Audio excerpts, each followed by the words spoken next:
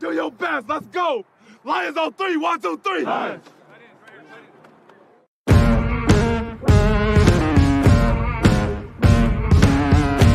Oh my God! Victory Sunday. The Giants look at their schedule and they go, "Oh, the Detroit Lions," and they put the big W, right? Correct.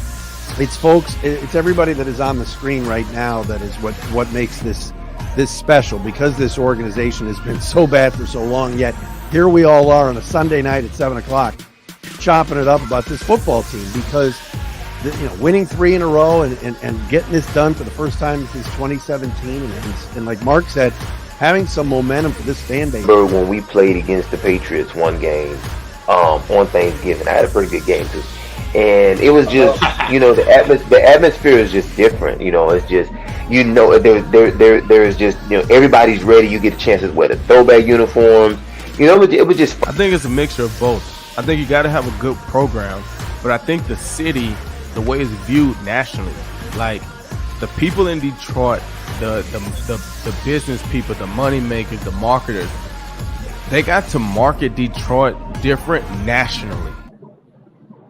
Hello? Do your best. Let's go. Lions on 3. 1, 2, 3. Lions. Hello? Hey, how's it going there? We got Stefan Logan here in the house. Y'all, it's dark. I was driving. I'm sorry, y'all. It's dark. That's fine.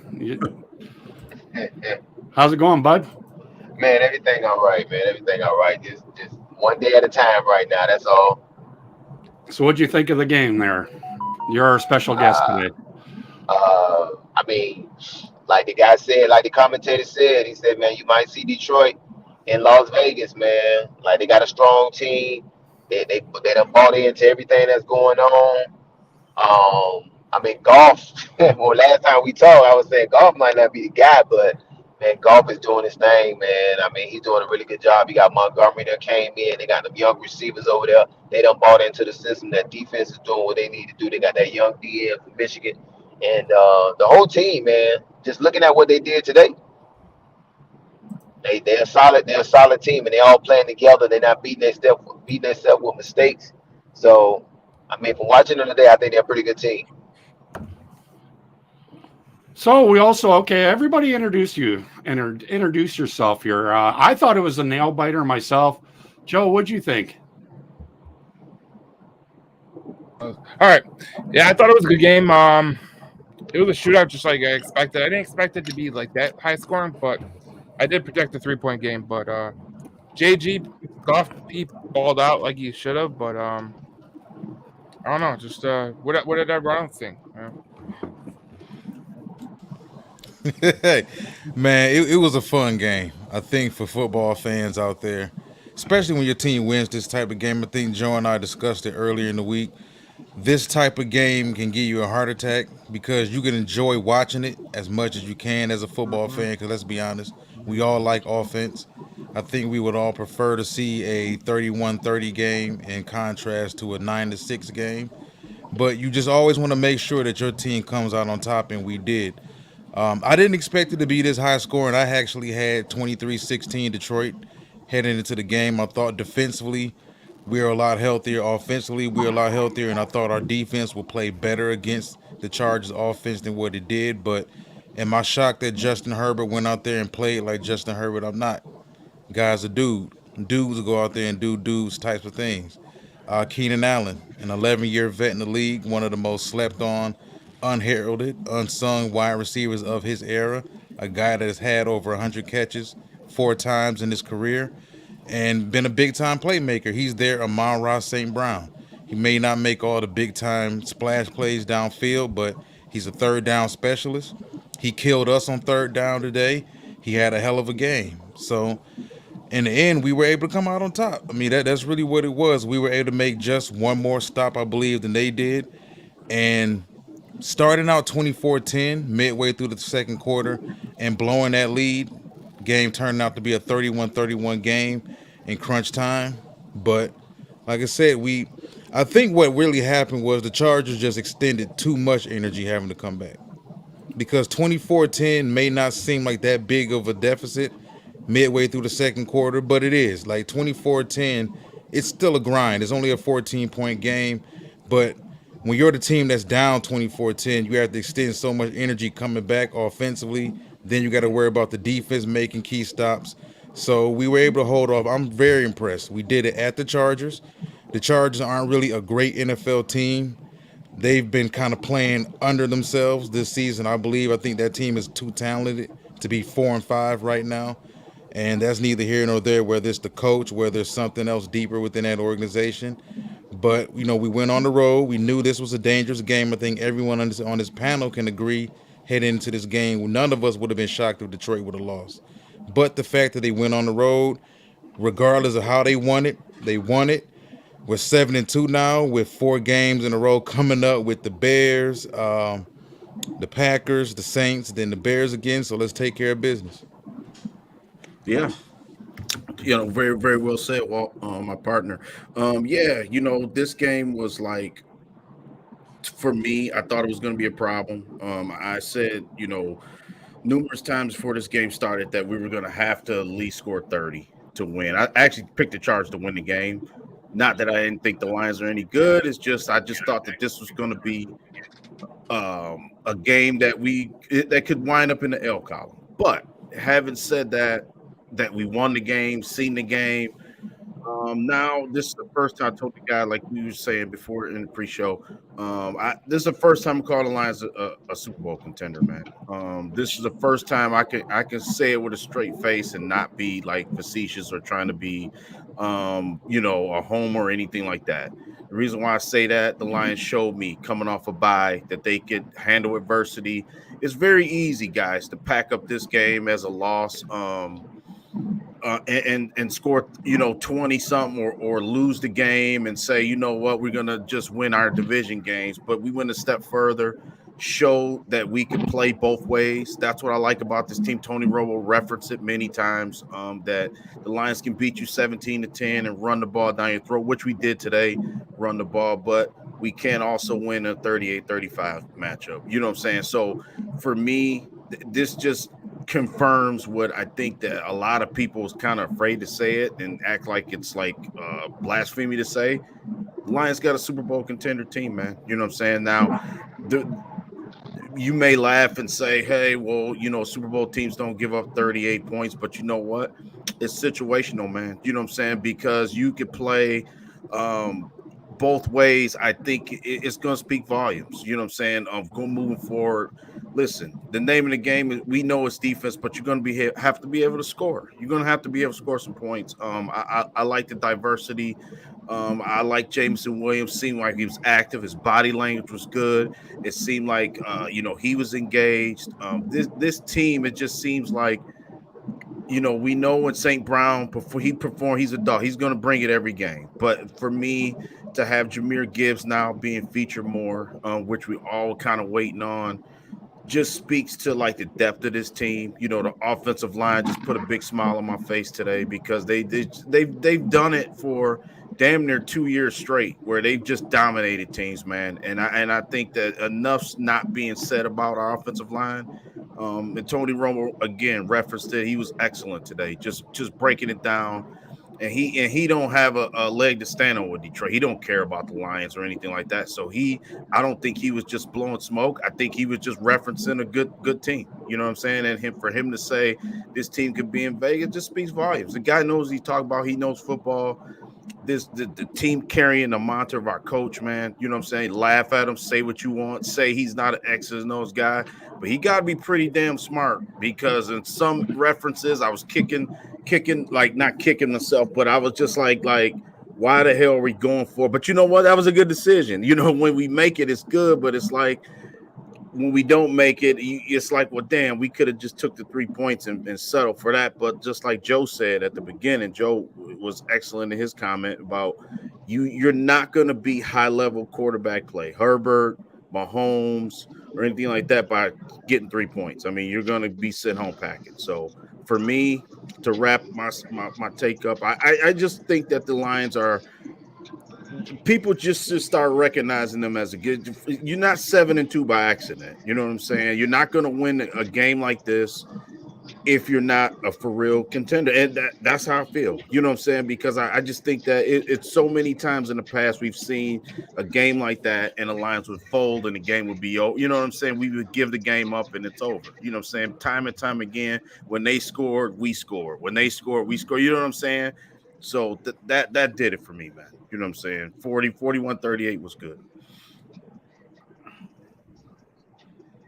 Yeah, let me just say, Dan Balls of Steel Campbell. I mean, I couldn't believe some of his decisions in that game. But hey, I take that touchdown, and I know he had confidence in his offense, to do that stuff. I will tell you, the fourth quarter, I was. My dog ran upstairs, so I was kind of yelling a little bit about some things down here. But hey, I'll take a W on the road, coming off a bye week. I was asked several times at work, like, what did I feel about this game today? And I was nervous about it. We're coming off a bye week. You don't know what kind of place they're going to be in. We got healthy, though, over this bye week, and got some players in there. I'll tell you what, I never felt nervous when our offense was on the field. Our defense did falter a little bit, and we got some things to clean up there. We held good on the goal line for a lot of that, but, hey, let's clean that stuff up and move forward.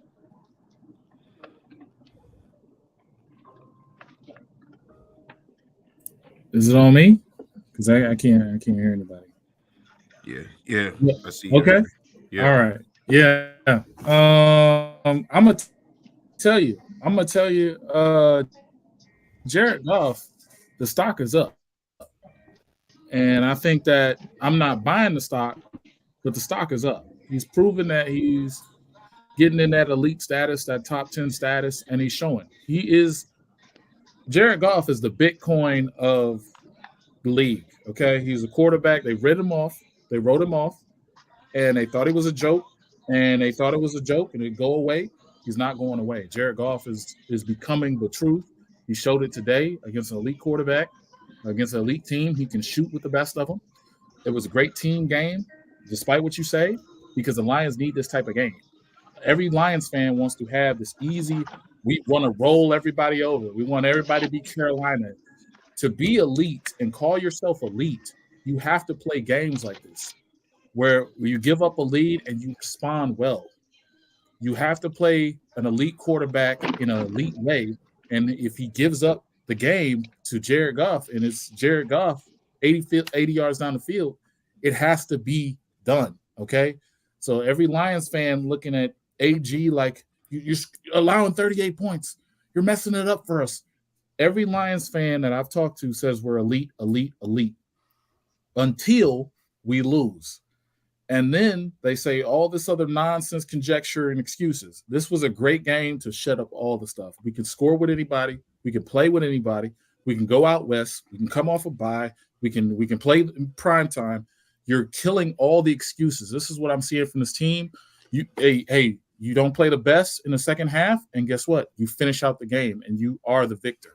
This is what elite teams do. No matter what, we can run on you, we can pass on you. We're going to adapt, and we're going to overcome. That's what I saw.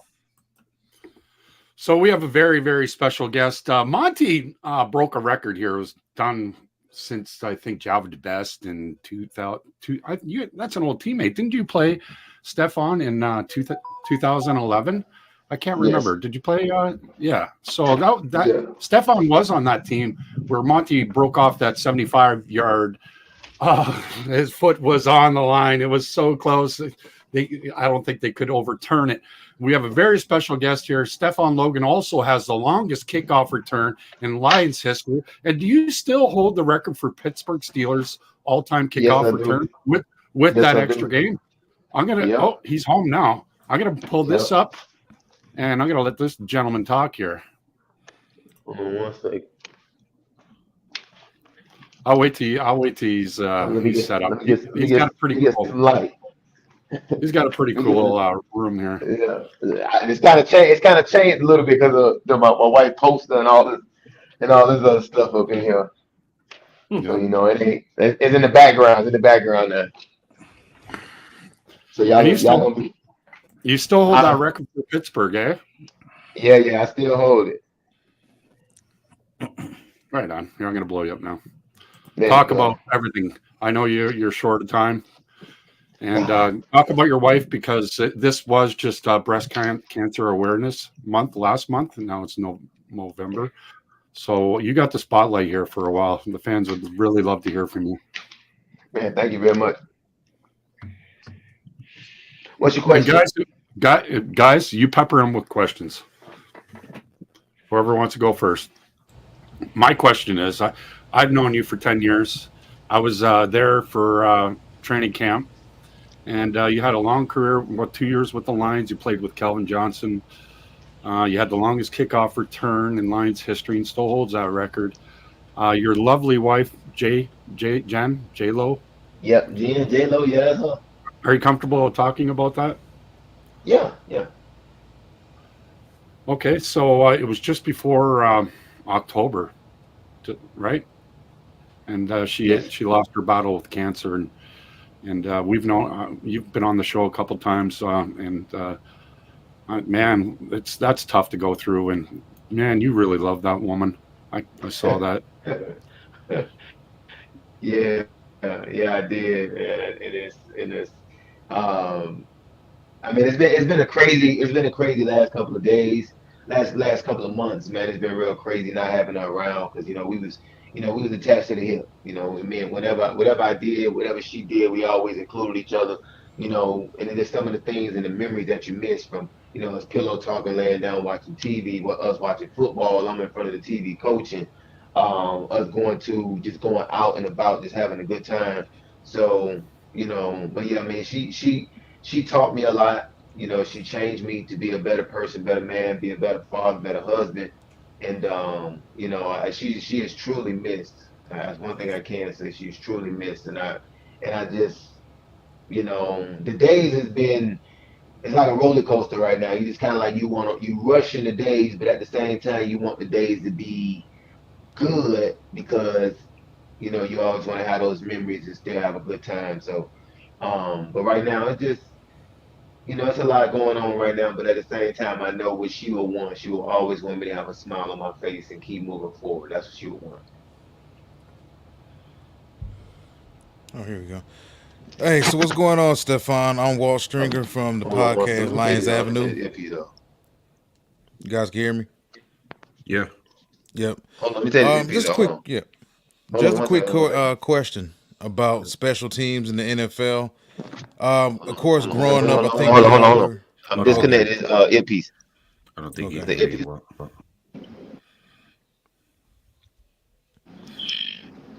All right, go ahead. Sorry about that. Yeah, no problem, Stefan. I'm Walt Stringer, one half of the Lions Avenue podcast. Yep. And I had a quick question for you about special teams in the NFL right now and the state of it. I think we all grew up being fans of the NFL, watching special teams, kick returns, punt returns have big major impacts on final scores of games, being able to tilt games in one direction or the other. How do you feel about special teams almost being rendered non-existent anymore? To be honest with you, I feel like it's a waste of money for the players and a waste of time and a waste of their talent, because a lot of those guys that's coming in, they're not going to be the starters. They're not going to be stars. They're going to be special teams. They're going to be role players. And you got guys that's sitting on the sideline that you could be utilizing in the game. So why not, incorporate special teams some type of way? Like if you go to CFL, I played in CFL as well. Like for the punt return, you have to give them a 5-yard halo rule. So that it slows down some of the pressure. The hits is not as hard. They're not like real big hits and nothing like that, but it still gives the returners a chance to return the ball. It gives those special team role guys the chance to play and get snaps, get downs, instead of standing on the sideline, hoping they can get some playing time. And I just feel like the way they did this, the special teams thing, it's just been. I just don't like it, man. I feel like they can incorporate it in some type of way that they can get those guys to play some plays. I really don't like it at all because I mean you got guys running down the field, they just racing for 70 yards for nothing. Yeah, I agree. I think you got guys now forcing the issue, returning balls they have no business returning simply because they might view it as this might be my only opportunity to make a play. That's right, and that happened the other day in the game.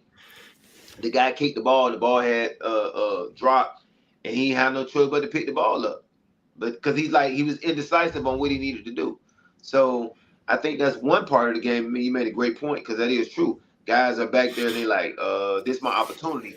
I'm gonna make the best of it. Oh, I shouldn't have caught that. Now the coach yelling and screaming, and I'm like, well, coach, I don't really get no opportunities to return the ball. I got 5 punts in the game with 0 returns. Come on, Roger Goodell, you can do better than that, man. Hey, Stefan. What's up, Stefan? This Shanti. I'm Walt's partner on Lions Avenue.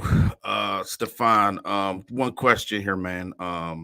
When you play for the Lions, Jim Schwartz was the coach, I believe, right? 2010 or something like that. He was there all 3 years I was there. He left.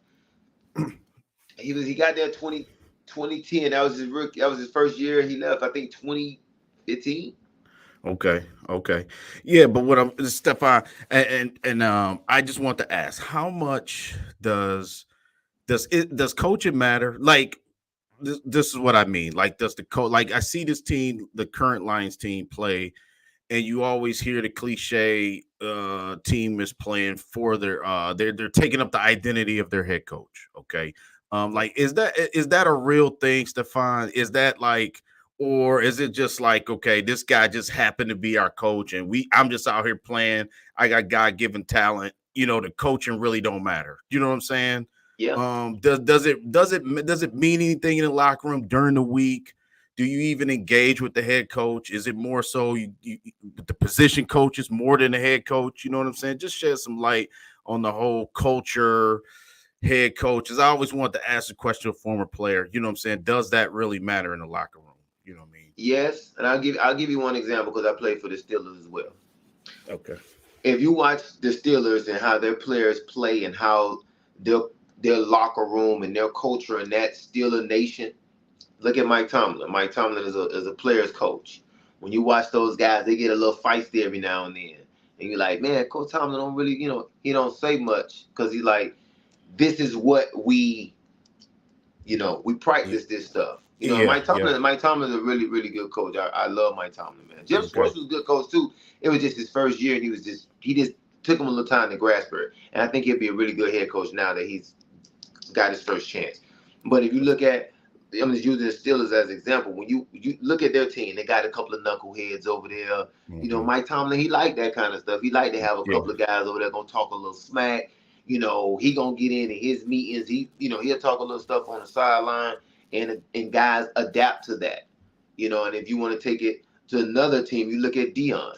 Look at Deion Sanders for Colorado. He got Fedora doing the wrist thing with the watch.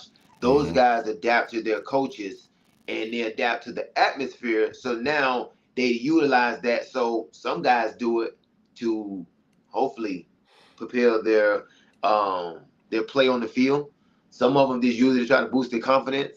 It can be all kind of ways that teams that players use that, just like coaches, because you got some players you might have to, bump them up a little bit. So I think, players do adapt to their coaches and start, wanting to play for them, like, run through a wall for their coaches.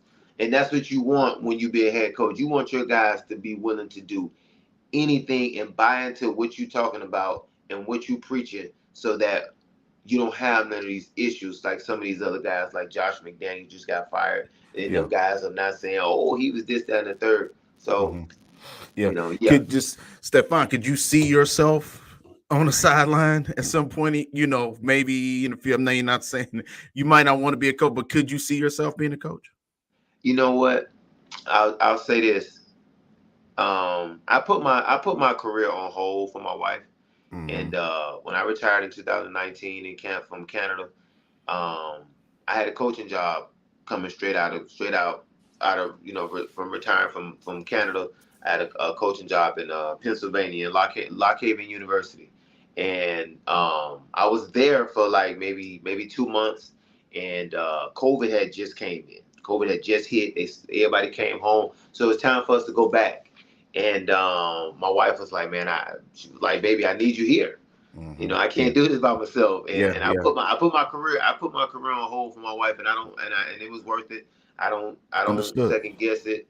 Understood. Yeah. You know what I'm saying? I was just talking about it last night. We went to a high school game and went to a little league game, and the guys, even the ladies that was out there, was like, "What? You don't coach?" Like, because they listened to me talk the game, and I'm like, yeah.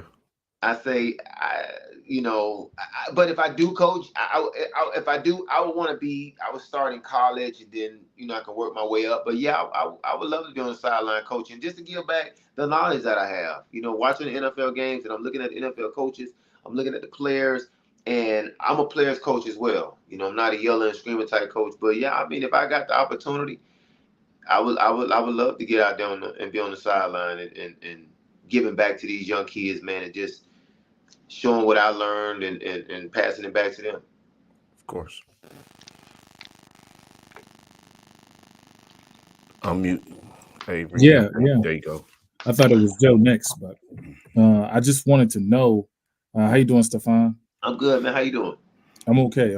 I just I had two quick questions. I want to say condolences to you, your wife. Thank you. Condolences.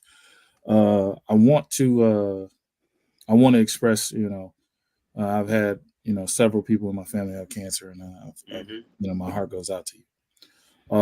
The second thing I really want to express, man, is the Detroit Lions. What you see from Dan Campbell, what you see from Amon-Ra St. Brown, they got some guys, and I think they can go the distance. NFC Championship game. Should any fan put a cap or an expectation on this team of maybe we'll just win a playoff game? Should they taper their expectations, or should they say, hey, look, we can really make a solid run? I remember Tony Romo saying that we have guys that we don't have a lot of stars. We have guys that just take care of assignments.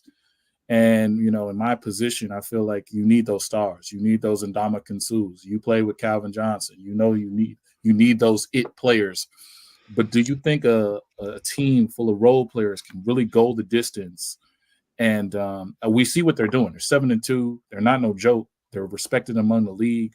I just wanted to see where the level is, or the cap is, on this team. To answer your question, I think they can. I know they can. I ain't gonna say I think they can. I know they can, because you know why? Jared Goff don't have a Calvin Johnson. He don't have an Ndamukong Suh. He don't have, like a Stephon Diggs. All Jared Goff has are football players.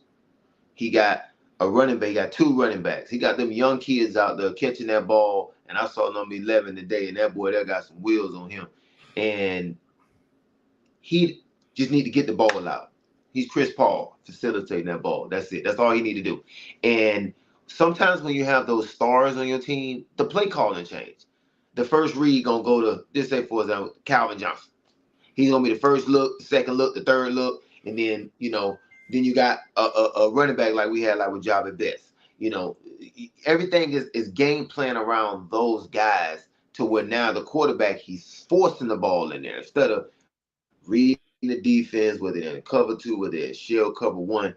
He don't have to worry about that. The coach, they done bought into the coach and what he got going on. They got a really solid football team. To be honest with you, they got a really solid football team. Defense is strong. Defense is really strong. Offense is solid. So right now, I think the only thing I think with Detroit, as long as they don't go into a game big-headed and make a mistake that will cost them the game, I think they'll be fine. I think they can win. They can go to Vegas and win. They just don't make a mistake that will cost them the game, like some bonehead play like they haven't did all season. A late hit on the sideline. Something stupid like that. That is what hurt teams like that. They're getting to a big game. Now all of a sudden, now we here, and now all of a sudden, now we can't play no more. Now the play calling stinks. Now guys on the sideline doing stupid stuff. Now you're getting guys hit people out of bounds. Now you got holding calls. Now you got defensive ends that's not getting off the ball like they normally do. Now they're not getting sacks. Now we done bought into the crowd instead of buying into winning these games. So if you're a Detroit fan, I to be honest with you, I'll be having my my Barry Sanders jersey on. I'll be having my Calvin Johnson jersey on, and I'll be cheering as much as I can because right now this is the opportunity for y'all to cheer. And just so you know, like that jersey back there, that behind. Hold on, let me move my wife to the side for a second. Hold on, baby. Let me move you right here. So just so y'all know, Detroit fans, hey, I got my jersey right there. Got my helmet right there. Let's get it cheering, man, because it's time for y'all to start cheering right now. Super Bowl. That's right. Yeah. Hey, Stefan, this is Joe from Detroit Lions News Podcast. One of the things I really wanted to ask you, because you were a wide receiver in the league, is when you have a trust with a quarterback, how much does that mean to you and to the quarterback by itself? Sure. That's one of the most important things, that you need to have. That trust that you got to have with the quarterback, because I'll say this. It's like you and your wife. Y'all got to be on the same page with everything. Everything y'all do, y'all got to be on the same page. He got to know what you're thinking as well as she got to know what you're thinking. When she make a move, you like, oh, I know why you made that move. He make a move, you know why she made that move. So that's what the quarterback and the wide receiver have to do. That's why, like, when you saw Russell Wilson, he brought them guys out there to California, wherever they was at, and they was throwing the ball together, just trying to get that chemistry, get the patterns and the routes, and when you need to break something off, or when you need to go deep, or when you need to snatch this route off, run this out route, this hot route. I think it's very important that the wide receiver and the quarterbacks be on the same page, because when you get into the games, now when he look at you, you already know what he's thinking, you know what you're thinking, and that makes the game a lot easier for both of y'all. Well, all of y'all, because I think all y'all should do it. For sure. Things are definitely different. I don't know. You can speak to exactly how different the complete environment is in Detroit now in comparison to what it was when you were there. I know when Jim Schwartz first took over, an 0-16 team. That was Stafford's rookie year. Stafford missed quite a few games his first couple years in the league, and it took the eventual development of that new regime. Year three? Year three, Stafford was healthy. Everything took off. They made the playoff appearance against the New Orleans Saints, got into a shootout, and I think everyone was really looking up. I think if you compare the expectations of this Lions team this preseason going into this season to that team, that Stafford's third year that made it to the playoffs, heading into Stafford's fourth year, I think expectations were sky high for that team. Now, for one reason or another, or three or four, things didn't work out with Schwartz and that team, and Stafford since then has been traded, won a Super Bowl with the Rams and whatnot. If you look at this team now with Jared Goff at the helm, because you were there with Stafford, you've been around, you see Goff. How impressed are you with Goff? Because I think we don't see quarterbacks have second careers the way he has. A lot of times you'll see position players, running backs, wide receivers, defensive linemen, not work out with the first team that drafted them, go to another team at the age of 25, 26, 27 years old, and have second careers. You don't typically see quarterbacks have that. At the age that Goff is at right now, how impressed are you with the level that he's eventually raised his gameplay to? Because he looks legit right now, and there's a lot of split down the middle with this fan base about whether or not he deserves this huge contract this offseason, the next offseason. But overall, how impressed are you with Jared Goff, and do you think he's legit and this is something that can keep getting better and better with every passing season? I was on that team when we went to New Orleans and we made the playoffs and we lost. I actually got fined that game too. Ugh, that was a nasty fine. I wasn't sold on Goff when he came to Detroit. When he came to Detroit, I just was like, Goff just not going to win no games for you. He just one of those guys that just hold down a game for maybe 2 or 3 games and then until the starter come back. I didn't really think that he can do what he's doing now.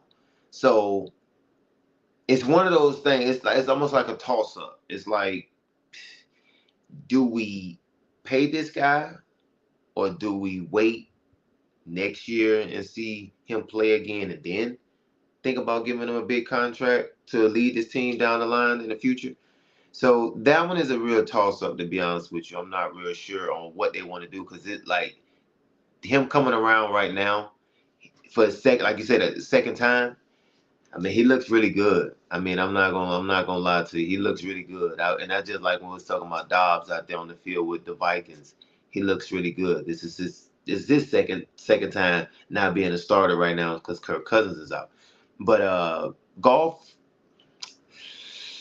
man, I don't know, man. I'm like you right now. I'm a little confused because he looks good, but do you want to pay him that long-term contract? Do you want to pay him $150, $160 million so you can be in the top 5 of all these elite quarterbacks? And what he's doing right now, him making the right plays, him making the right decisions. Because sometimes when these guys get these big contracts, all of a sudden now they can't throw the ball no more. Interceptions went from 2 a year, 3 a year, to now he got 10, 15 interceptions a year. He can't complete a ball. You know, it just seems like all the play and all the goodness, your good intangibles just go out the door.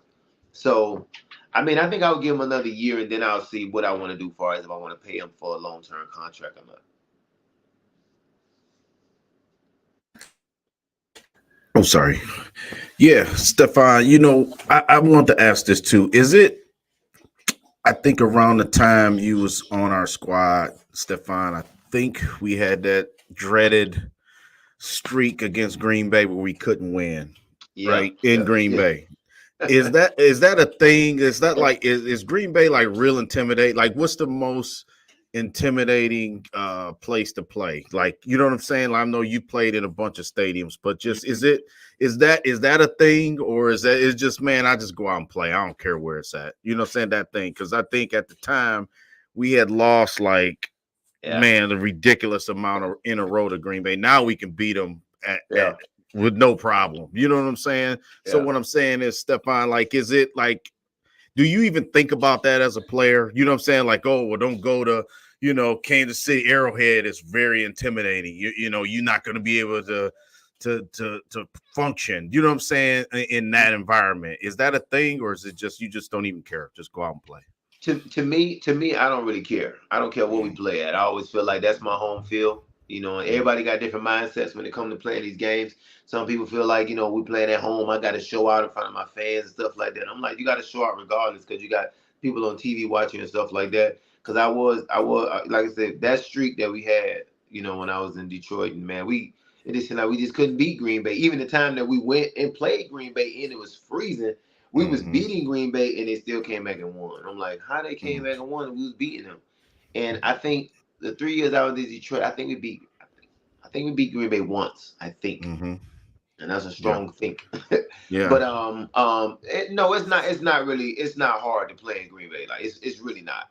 It's you know, of course they had Aaron Rodgers and he was just making plays, and you know, it was just the timing. It seemed like everything, it was just like it just seemed like every time you got these rivalries, and Green Bay is one of the rivalry teams that Detroit play, and they feel like, oh, this is matchup, and guys get worked up instead of just going out there playing football. You know what I'm saying? It don't really matter, because at the end of the day, like you said, it's all about the W at the end of the day. And I don't worry about all the other stuff, like whether it's home field, whether we playing in Detroit or we playing in Green Bay. I don't care what we playing at. We still got to go out here and show out. We still got to get this W regardless, whether we at home, whether we're away. It don't matter, because when they turn on Sports and on ESPN, all they want to know is who won and who lost. That's all I really care about when I was out there. My teammates and us going out there winning these games. That's all that really mattered to me. Yeah, for sure. Yeah. Hey, what's going on again? Yep. I wanted to ask you, right now, is there any advice you can give Jameson Williams? I don't know if you kept up with the controversy, mini controversy of the dropping of the passes and the nonsense. Because I'm a big fan of Jamo. I love Jamo. I think he's talented. I think he's underutilized with some of the route concepts that he's getting. I think that like you said before, with your star players, you got to feature them and feature them and feature them. A guy like JMO, who you picked 12th overall, and then you see Gibbs emerging. I just feel like today was probably the start of the featuring. But what advice would you give Jameson Williams right now, in terms of the catching, in terms of the reps, just anything to get on the proper keys with golf? Because you play with Stafford, and I'm sure he's a friendly guy, this, that, and the third. But he was throwing to Calvin, no matter what. 6 guys on him, he throwing to Calvin. Throwing the Calvin. It didn't matter. He was gonna throw that ball to Calvin. And J-Mo, this is his first year, right? Yeah, he's a rookie. Yeah, first full year because he was hurt. First full year because last he missed all that. He missed because of the injury. Yeah. I think with him, I would say right now you still trying to get your feet wet. They want to see you play a full season. They want to see what all you can and can't do. Because once they go into the off season, when the season is over, they have to sit down and say, okay, we got Gibbs, we got a young running back, we got these young receivers, we got some young receivers. We have a really young talent receiver with J-Mo, and I think they'll start featuring him. Sorry about that. They'll start featuring him a little bit more. It's just gonna take a little bit of time for them to work him into everything that's going on. So I think he just got to give it some time and just sit back and let things play out. Because if you go in there with the expectations of, they need to be doing this, trust me, they see what you can do. They just have to figure out how they're gonna work you into the game plan. Because another thing too, they ain't gonna be able to keep all the receivers that y'all got. Mm-hmm. They ain't gonna be able to do it because y'all got too many. Y'all got like about 4 receivers that's solid. One of them guys finna get a contract for some that want a contract that might go somewhere else. So that's just how it works. He gonna come in, he gonna emerge. They say, okay, we drafted this guy 12th overall. We gotta play him. We got Gibbs back here. We gotta give him the ball. You got Montgomery back there running the ball. You got Goff gonna go into contract. It's a lot of stuff that y'all gonna have on the offseason that they're gonna have to figure out. So I think with him, just sit tight and let your game speak for itself. You don't have to do all that rah-rah and all that talking. Off season, work on catching that ball consistently. And then when next year comes 2024, they can't tell you nothing. So you're a fast guy. Like, what did you run the 4.3 in, Steph? The fastest I ran a 4.32 on turf. I mean, in the track with tennis shoes on. The fastest I ran on grass, I ran a 4.37, 4.35, 4.34, 4.39. I ran a 4.4, the 4.41, 4.42. That was, probably I ain't had the best start, but I was pretty consistent with my 4.3s though. So my question is, when you're running that fast, and with J-Mo with his, I just call him Soap Ants. That's my nickname for him. Is it different? Like, there's lots of receivers that have that killer speed. Does it make a difference that you have that killer speed? Do you need to slow down? Are your eyes bouncing when you're going that fast? Or is there a certain way or technique to just slow up and high point the ball? I know J-Mo doesn't like to high point the ball. What are your thoughts on J-Mo, and what would you say to correct him from dropping the ball all the time? But he did pretty good today, actually. I think with him is he's got to make sure he trusts himself when he's out there on the field. Got to be able to, if you trust yourself and you trust your hands, sky's the limit for you. If you have any doubts, if you want to be a complete receiver, and I'm gonna use Calvin because everybody knows Calvin. Calvin was a complete receiver. Calvin can run, he can catch, he can block, he can do anything you ask him. High point wasn't even a problem. That was a no-brainer for him. You throw it up there, he's going to get it. He's gonna take a hit, get up. He was a solid receiver, hands down. With J-Mo, he have to go back and study himself.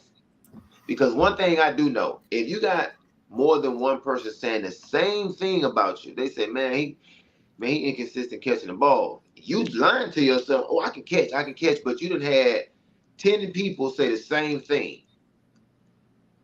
The common denominator is you. So that's something you need to work on the off season. If you know you're not good at catching high point, go work on catching the high point. Everything that you do that you're not good at, you have to work at it to get better at it. If you don't work at it and you just say, oh, I'm just fast. No. You see Tyreek Hill. Tyreek Hill ain't just, you see them drills he doing and when he showed his Instagram clips and all that. Tyreek is in there working on that explosiveness because he knows that is his best attribute, his speed, of course. But he is explosive to get in and out of them cuts. And if he gets 2-3 yards on, it's over. So with J-Mo, he just got to get consistent with what he's doing. I think he'll be fine. And Avery's next, but Stefan is a Dolphins fan. He lives in where do you live again? I'm in Miami. I'm not. Oh, damn. I'm not. Yeah, he lives in Miami. I'm in Miami. I'm sorry. That's my boy keep calling me. I'm in Miami. I'm not a Dolphin fan. I just cheer for Miami because I am home. And talk about your son here, and Avery's next. How's your son doing? Is he gonna? Actually, I want you and Walt to meet up because Walt is one of the biggest scouts in this area, and I want you to introduce him to some of the CFL guys, if you can, if you have some contacts. But Walt is awesome at this kind of stuff. I'm going to let Avery answer the next question, and then we're going to go and just have some regular football chat. Is that fine with you guys? Fine with me. Stefan, I gotta ask you. All right. I talked about going the distance. I talked about the Super Bowl. I talked about J-Mo. We talked about Walt touched on it earlier with Jared Goff. I want to ask a thought-provoking question to you. And I don't know if it's gonna raise some questions or not, but if you can't answer, can't answer. On that Detroit Lions team, when you were in the playoffs, who was the guy that you looked to the most? Obviously, y'all had Calvin, y'all had Stafford, y'all had Ndamukong Suh. Who was that guy in that locker room that was like he could say one thing and everything shuts down? Was that even Schwartz at one point? I wanted to know who was the guy, the top level guy in that. Was it Nate Burleson? Who was it? It was Nate. And what was the DN that we had? He had the ball head. He used to wear the red contacts. Kyle Bandit Bosch. Kyle Bandit Bosch, yeah. Kyle Bandit Bosch. He was crazy, wasn't he? Or Kyle Bandit Bosch. When they spoke, it was complete silence. Those are the guys. If you need it, if there's anything going on or any chatter or if you felt some type of way about a coach or a player or anything, you go to those guys and they'll go to the coach and they'll address it. And everything will be good. Wow, that's nice. I wouldn't expect that from Nate, but Nate up there now. Good man in America. Nate is that guy now. Yeah. Oh yeah, he is. Yeah. I spoke to him the other day actually. Yeah, I'm friends with Stefan on Facebook, and you can see when Nate comes to town, they always meet up and have coffee and everything. Any more questions for Stefan? Anybody? There we go. I had just one more. About the wide receiver position in general. I've always felt that the best athletes on the field play wide receiver, cornerback, and defensive end. Now, when you look at the wide receiver position, that position tends to have one of the highest bust rates as far as first-round picks out of all the positions. What is the biggest issue you think a lot of wide receivers have? Because we can just go back to his class in general with guys like Garrett Wilson, Drake London, Chris Olave, and then of course him. Is it the reps or the lack of reps? Because if you compare Jameson to those other receivers, those guys had 2-3 years of college experience.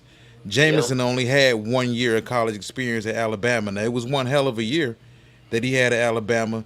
But why do you think that position in general tends to have like the highest bust rate? And what is like the biggest adjustment that you see a lot of receivers struggle with having coming into the league? The first one is learning those plays. That's one thing. Secondly, is learning these defenses because the skies of these defenses now is ridiculous. You got one side playing cover 2, you got another side playing cover 1, you got one side playing 3 cloud, you got another side over here playing some type of deep thirds. So you got to be able to read coverages and knowing what you're doing when you're out there on the field. That's another thing that the receivers are having a hard time with.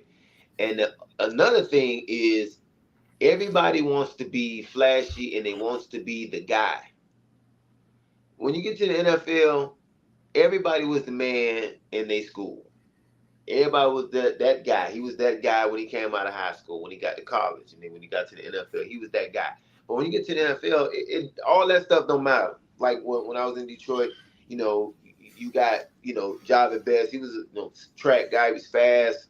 All that don't matter. It don't matter what you did at when he was what did y'all? Well, I forgot what kind in West Coast. It didn't matter. But at the same time, we got out there on the field, me and you on the field together, and we need to make these plays. So I think with the receiving core, I think when guys get out there, all of a sudden now, everybody want to be catching stuff with one hand. Everybody want.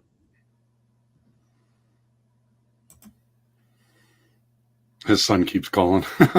His son's a pretty good. Yeah, hey, hold on 1 second. My boy Walt, keep calling me, bro. Yes. Walt, do you know about his son? You scout his son? No, I haven't. And if I have, I probably didn't know he was his son. What's your son's name? What's your son's name? My son, Keandre. Logan? He go to University of South Dakota. Okay.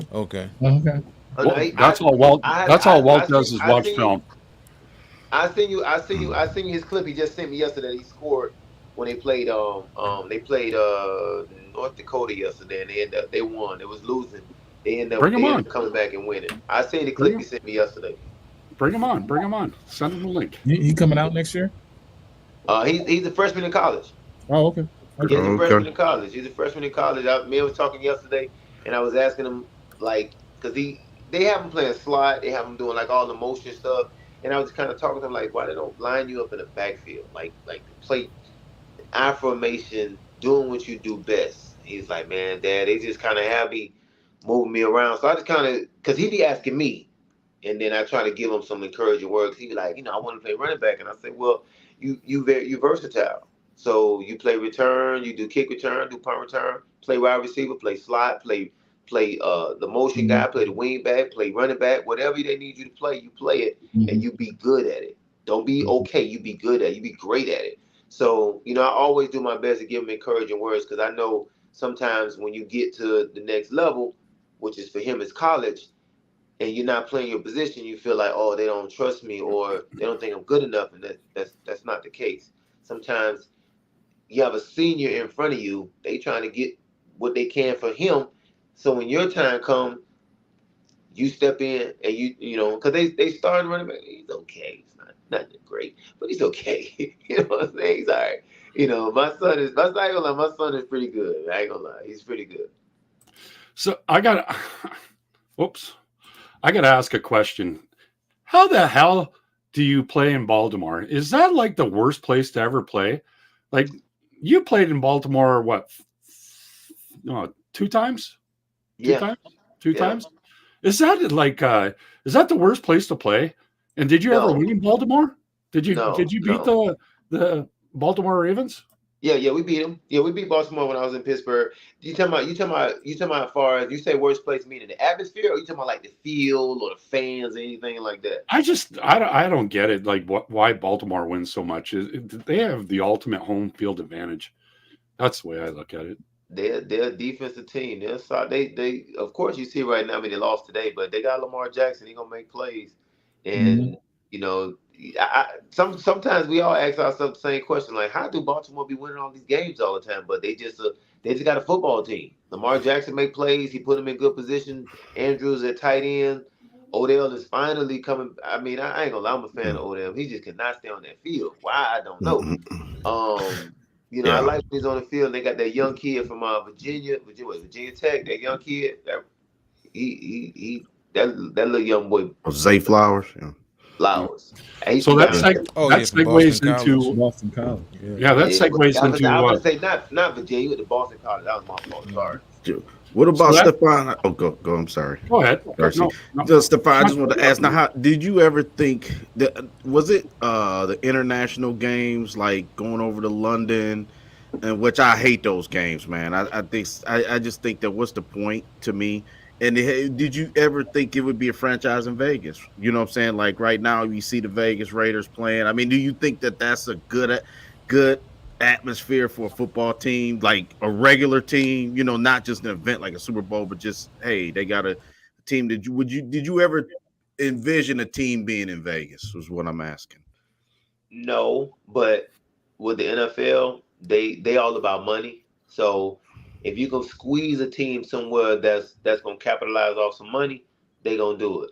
You know, even though it's in Vegas, you gotta. I mean, when I went to Vegas when they had just built their stadium, and that stadium is really nice. It's a real nice stadium. So I'm sure the Super Bowl gonna be real nice in Vegas because they're gonna dress it all up, and the people gonna go because they're in Vegas, and the stadium is actually like it's right there. So people like, I ain't gonna lie, people like when they had a Super Bowl down here in Miami as well, because you got South Beach, you can go rent boats and go out there in the water and sit out there in the water with your wife and girlfriend and all the other good stuff. And I think having this Super Bowl in Vegas it's gonna be nice. I ain't gonna lie, I think it's gonna be nice. It's gonna be some drunk folks out there, I tell you that much.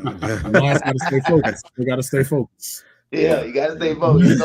They gotta stay focused. That's what I mean. That's what I mean, man. It's like, because it can be easy to lose focus. You know what I'm saying? It's just like Eugene Robinson situation, like the running Rebels. You know, the UNLV. We done heard all the stories. Jerry, you know what I'm saying? It's just like, man.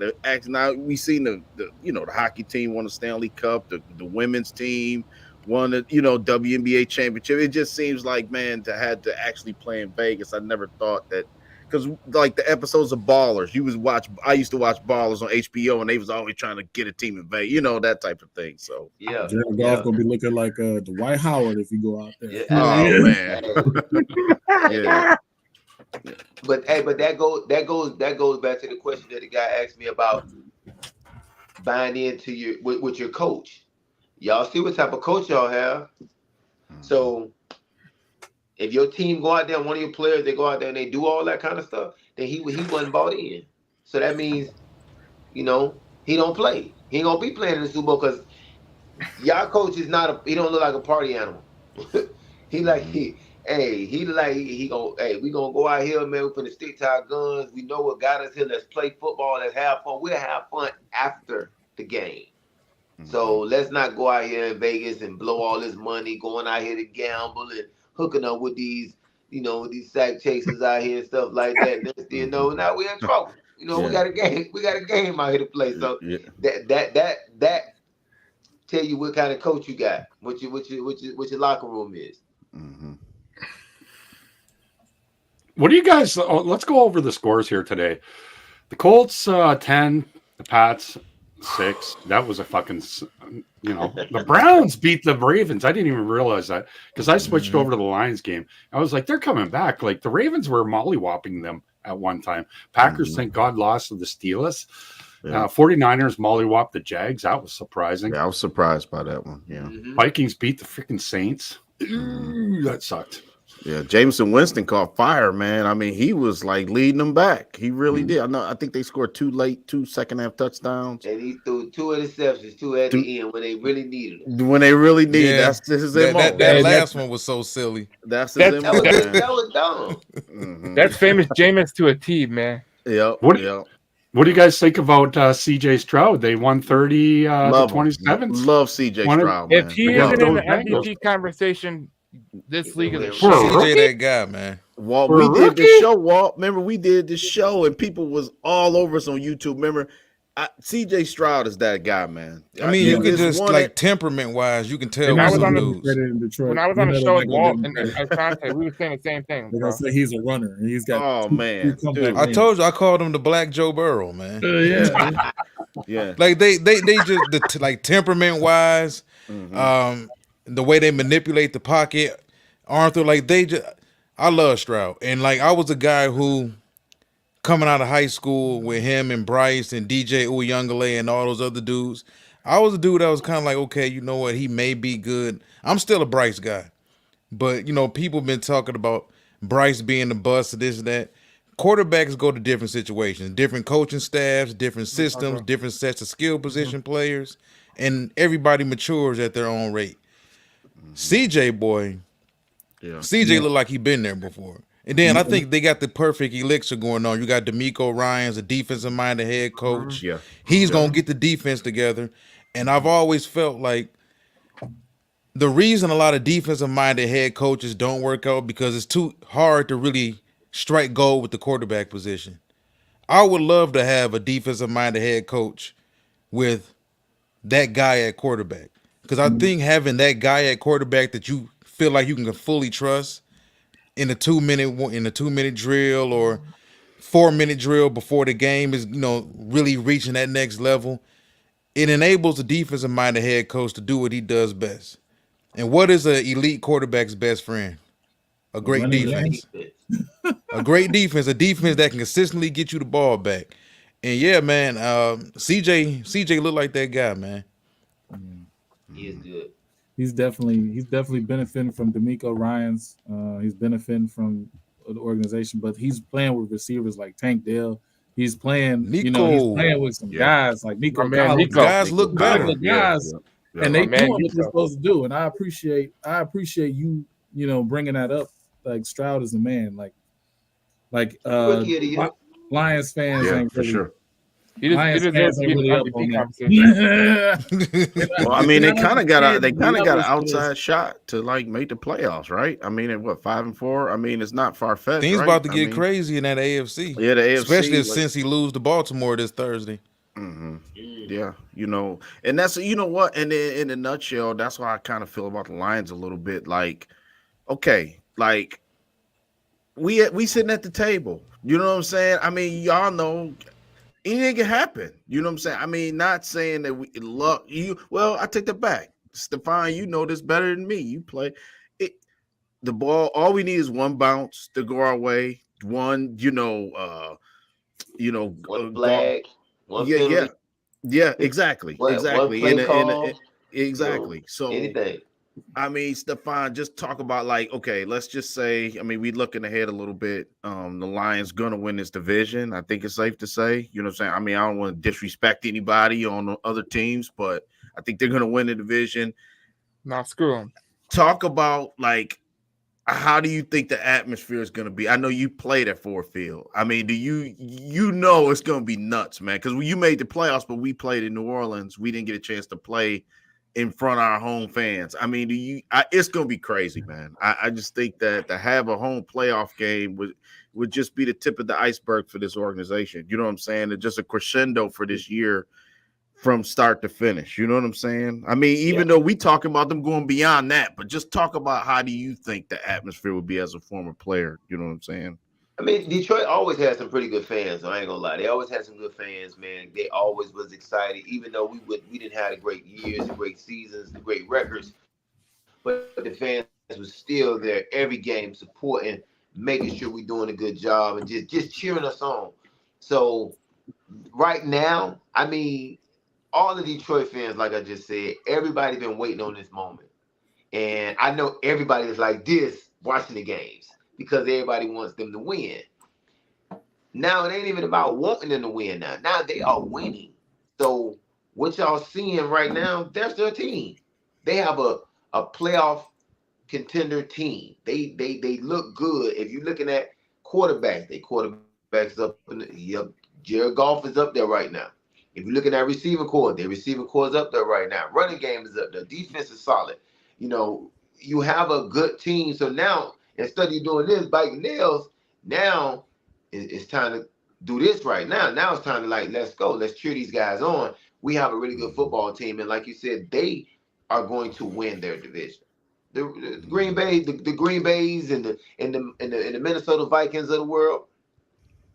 Jordan Love ain't finna get nothing. Jordan Love ain't finna do much. He ain't finna really do much. Aaron Rodgers over there with the Jets. Now it's Detroit. It's their time now. And when you get hot, you have to stay hot, and you have to take advantage of every opportunity that's going on. I be telling my son this: when it's your time, man, you got to shine. And right now, Detroit is y'all time. It's time to shine now. Yeah. And how about those Cardinals? They Kyler Murray beat those Falcons. Woo.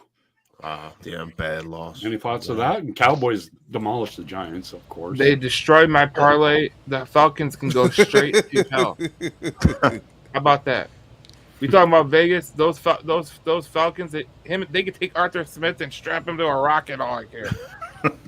Who's winning right now? Because I don't have a TV in the studio. It was Jets are winning 6-3. So 6-3. Okay. Yep, I was. Yeah. So it is a tightly contested affair between the two good quarterbacks we got on display. Yeah. And then so now all of a sudden the Thursday night game is this week coming up. I'm looking ahead a little bit. So Ravens, Bengals and Ravens, right? Yeah. That's gonna be a huge game Thursday night now. Even though I think the players like Stefan, I think the players hate playing on Thursday nights from what I hear. I don't know like how good of a turn. I don't know how good of a game that's gonna be if both teams kind of beat up. I don't know, but it's gonna be like that should be. I would say you hate to play it later in the season. Late in the year, you hate to play that turnaround so fast. Play on a Sunday and then come play on a Thursday. But if you play it at the beginning of the season, because now you're trying to establish yourself. Now you're trying to get your stats up. You're trying to get out there. You want to play as much football as you can. But later in the season, now it's cold. Now you like, okay, I got some bumps and bruises. I got got termination in the shoulder. Got a finger, you got an ankle, got a knee. I don't want to play on a Sunday, then come play Thursday. That's when it gets tough for players. But if the first like maybe 4 or 5, I would say the first like 5 to 6 games, that quick turnaround, you love it. Because now everything you did this offseason, now it's time for you to showcase your talent all over again. So right now, no, they don't want to play that Thursday game. Now they're like, man, look, man, I'm off. See, that segues into my question. Did you like the Lions have to play? So that's what it. Go ahead. So that segues into my next question: is the Detroit Lions play 3 games in 11 days? They play the Chicago Bears, and then. As you saw in the promo video of yourself saying you had a good game on Thanksgiving, is that really rough, or is that an advantage playing 3 games in 11 days? Oh, like, did you do that? Did you play? Did you have a bye before Thanksgiving, or did you play the 3 games in 11 days? Oh no, you play those games. Like we'll play on a Sunday, and then we had to play. We played Sunday, and then we had to play that Thanksgiving game. It's just what it is, but that's why they always say, like during the off season, that's when you got to prepare yourself. Like Coach always told me when I was young, you got to put the pads on before you put the pads on. I didn't know what he meant when he said that. He was like, but when I say put the pads on, you got to get in the weight room, you got to beef a little bit, got to get strong, got to get tough. Because now once you get on the field and put them pads on and start hitting, later in the season, that body starts to hurt because, like I said, it's getting cold. It take you longer to warm up. You got to be icy hot. You got a cold tub, hot tub. Training room is going to be your best friend. So stuff like that is really, really important.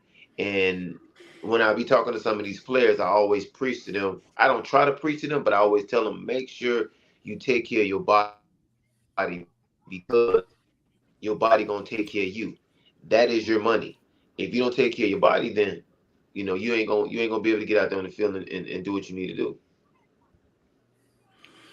So with the Grey Cup coming up, these guys don't understand. Like you played in the CFL for how many years? 6 years? 8. 5 years? 8 years. Totally different. Two different little games. 2 different games. Now, my Winnipeg Blue Bombers are playing the Montreal Alouettes. You used to play for the Alouettes. Yep. So you're probably rooting for those Montreal Alouettes. They're playing in Hamilton at Tim Hortons Field. I'm thinking about going. Maybe I think Walt should go too. Do you have your passport, Walt? There's some great talent because you got to realize Stefan played for the BC Lions before he went to Pittsburgh. He showcased their talent. I can't believe. I'm gonna be honest, man. I'm not even. I used to watch NFL Europe back in the day. Yeah. But the CFL. I'm Canadian. I don't even watch the CFL. You were born in Toronto, so. Oh, yeah. It's Stefan. Explain the difference. I know the difference. I think it's a more exciting game. Yeah. I got to cut. Pass first, run second. And special teams is 1/3. You got offense, defense, and special teams. And it's special teams is 1/3. This man will tell you that. That's where he made his money. I'll tell you this. I didn't know nothing about the CFL until it was time to go over there and play. And once I got over there, and you can go back, you can Google this, you can go back and watch Ocho Cinco in his interview, and he talked about the CFL. When I got over there, he was thinking the same thing. You like, oh, I'm gonna get over, I'm gonna dominate this league. No, it is so many guys over there that's so talented that can be playing in the NFL, but they say, look, I made decent money over here. I don't got time for the politics and all the stuff with the coaches want to play this guy because he was drafted first round. This guy right here because he was drafted second round and he went to this school and all that. Guys don't want to do all that. But I'll tell you this, if you go over there and watch a game, you'll be surprised. I'm talking about from the speed, quarterback play, running backs, everything. The only difference from CFL and NFL is the interior guys, the O-line and D-line. That's the only thing that's different. The quarterbacks got big arms, strong arms. They can run, they can throw. Running backs is good, returners is good, receivers is good. It's just the O-line and D-line. They're not the same size of the NFL. Like the NFL is D lineman and CFL. That's the only difference. It's the interior. Other than that, well, the whole reason why is because the whole reason why is 50% have to be Canadian. So they usually put offensive linemen that are Canadian, right? So they're going to be smaller, right? And then the DNs are usually American. And then you have like Milt Stegall that played for the Bengals. You know, they got you got your star receivers like yourself, Stefan. They bring these American stars up and they change the game. But it is an exciting thing. If y'all get a chance, man, it's different watching it on TV. It's not the same. If you get a chance to go to a game, I'm telling you, you'll change your mind about it. I'm telling you. I said the same thing until I went over there, and I was like, man, it's a fun game too. Like special teams is that's how Montreal ended up winning the game because of the return of random kickback. Like you gonna get some special teams over there. So my first game was the 3-16 Winnipeg Blue Bombers with TJ Rubley as the coach. And I got 50-yard line tickets in the alumni lounge. I don't know if you ever played at Canada Inn Stadium. I think you did probably, in Winnipeg. Was it Canada Inn or? Yep. I played. So I was up in the glass. I was up behind the glass and I loved it. And I got 2 season tickets for $1,000. And I came in there. I'm like, I'm from Detroit and I watched Barry Sanders. I fucking fell in love with this game. It's not even close to being the same. It's just, and then I coached for 8 years with that style, right? And I knew better because I actually, tried out and could have made the practice squad, but I just wasn't quick enough, right? I was only 225 and, 22 years old and ran the 4.4 in 5 seconds. So not good enough, but, on that team, I practiced with Mike Sellers. Do you remember Mike Sellers? He played for the Redskins. Yep. And there's a whole bunch of good players. Milt Stegall. I think he was one of the best wide receivers in the CFL. But he was. So as we have 3 viewers, we're going to stop talking about the CFL and we're going to. Whatever you guys want to talk about here, let's talk about the Lions and what do you think about the Chicago Bears? And let's talk about it. And then we'll end the show. Unless you guys want to keep going. I don't care. What are we talking about Chicago Bears for? Well, we got to beat them. Walt's going to the game. Walt going. You going to the game, right, Walt? You going? Yeah, Walt's about to see a murder because the Chicago Bears are absolutely god awful. So let's talk. Let's talk about the Chicago Bears. It's Justin Fields gonna play. Oh, it was on me. All right, well, Chicago Bears. What can I really say about them, man? I think they mortgaged a lot in order to because they draft Khalil Mack. No, yeah, they did. They gave up a lot to get Khalil Mack. Ended up drafting Trubisky. That whole situation didn't work out. A guy like Eddie Jackson started out his career looking very promising. He's probably on his way out. Bears started Tyson Bagent, an undrafted free agent. There's a lot going on with a lot of people in that town are split down the middle. They either love Justin Fields or they hate Fields. I think Fields is super talented. I've liked Fields since Ohio State. I've liked Fields since he and Trevor Lawrence were in that same class at the age of 14, 15 years old. I remember those two guys went to the Elite 11 camps. So I've always been a big Justin Fields fan. So what do you think about the situation in Chicago with Fields? Like, it seems as if, and I understand Matt Nagy, when Nagy was there, Trubisky was his guy. So you have a lot of those situations where, as a young quarterback, you're thrown into a situation that you didn't ask for. You know, the head coach may not want you. That was similar to what Jared Goff went through when he was in L.A. with the Rams, the St. Louis actually with the Rams at that time, where Jeff Fisher didn't want him. So how often do you see quarterbacks get thrown into those types of situations where the GM or the owner is kind of forcing the quarterback on them? They still want to play their guy. And it seems as if when Nagy was still there, when Fields made that very first start against the Cleveland Browns, it didn't feel like he had much interest in doing what was best for Justin Fields. It seems as if he had more interest in proving, hey, this is the guy y'all wanted, and he stinks, and I'm not really going to do much to help him out, because they got him out of the way relatively quickly. That's the same thing that happened with Miami and with Tua and Brian Flores. That was the same thing. He didn't want Tua, but as you can see, Tua is the best quarterback for the Miami Dolphins, and he makes that team go. So with the Bears, I like Justin Fields as well. I like him. I think he's a talented guy. I think he can do some good stuff with the football. I just think with the Chicago Bears, it start from the top. Y'all need to go in there and fix from the GM, the owners, all that, from the top to the bottom, and then, you know, start putting these pieces together. Because when you think about it, Detroit had to do the same thing. Y'all had to start from the top first. Get these coaches in that you need. Get these players in that you need. And let these guys go out here and play. So I think that's the same thing with Chicago. Chicago need to figure it out. What type of offense, what type of team they want to run, what type of offense, what type of defense they want to run, what kind of coaches they're looking for, what type of culture you want to have in the locker room. And I think that's the most important thing when it comes to for Chicago. Chicago is just right now, they're just not a good football team right now. You know, they just don't look good. And then Justin Fields is not there. You know, Baggett, whatever. He's a rookie. He's doing all right, but they're just not a good football team right now. So everybody's getting tired here. Anything you have to say last, Stefan? I appreciate you coming on. I'm going to hook you up. I'm about to head out here myself. I got to beat up my boys and watch these games. Thank you for coming on. I want to hook you and Walt up. I know you have a lot of CFL contacts and NFL contacts. This guy's the real deal here. You work so hard at it.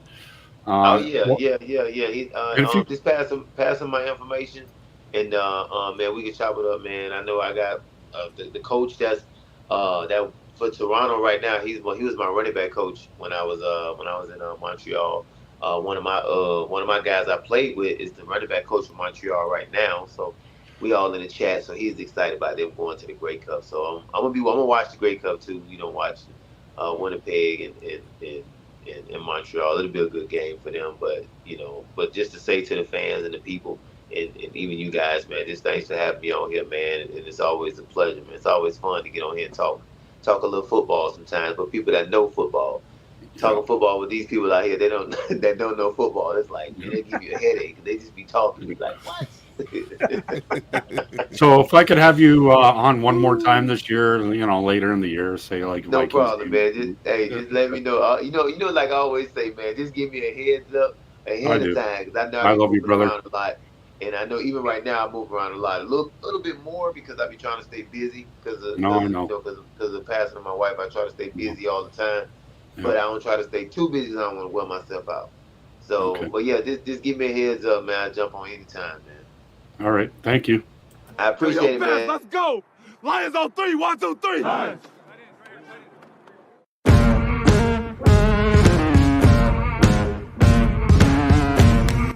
Oh my God! Victory Sunday. The Giants look at their schedule and they go, "Oh, the Detroit Lions," and they put the big W, right? Right. It's folks. It's everybody that is on the screen right now that is what makes this special, because this organization has been so bad for so long. Yet here we all are on a Sunday night at 7:00, chopping it up about this football team, because winning 3 in a row and getting this done for the first time since 2017, and like Mark said, having some momentum for this fan base. When we played against the Patriots one game on Thanksgiving, I had a pretty good game too, and it was just the atmosphere is just different. It's just there is just everybody's ready. You get a chance to wear the throwback uniforms. It was just. I think it's a mixture of both. I think you got to have a good program, but I think the city, the way it's viewed nationally, like the people in Detroit, the business people, the money makers, the marketers, they got to market Detroit different nationally.